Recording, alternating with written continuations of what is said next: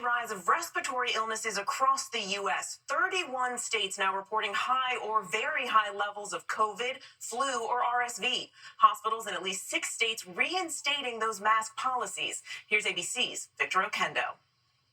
Tonight, some major hospitals across the country are bringing back indoor masking policies as respiratory illnesses surge. The good news is that we have prevention for all 3 of these big viruses right now, right? COVID, influenza, and RSV. And of course, that is vaccination. According to an ABC News count, hospitals in California, Illinois, Massachusetts, North Carolina, Washington State, and Wisconsin now masking.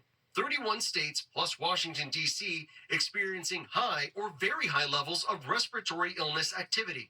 Sanaya Schuler in Arizona says her 7-month-old daughter, Meilani, was in the hospital last month with RSV. When it comes to your child not being able to breathe necessarily, I think it's like the most scariest thing you could probably think of. Flu diagnoses were up 16% the week ending December 23rd. The CDC estimating 4,500 flu-related deaths this season, and COVID-19-related hospitalizations are at their highest in a year.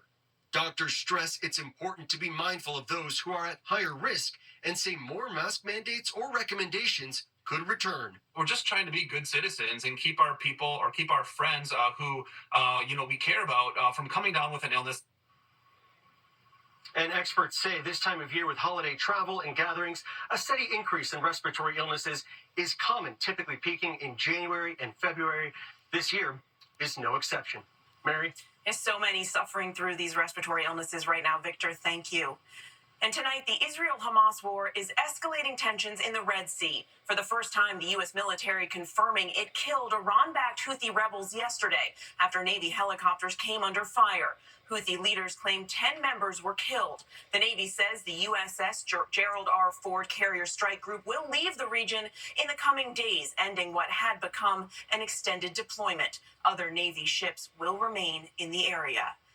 And new laws are now in effect across the U.S. In California, a federal appeals court upholding a new law barring people from carrying guns in most public places. Texas now banning programs that promote diversity, equity, and inclusion at all publicly funded colleges and universities. Schools are now prohibited from requiring DEI training.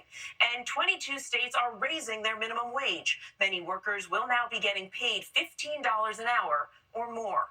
And when we come back, the new baby formula recall. More than 600,000 cans of specialty formula. Those details ahead.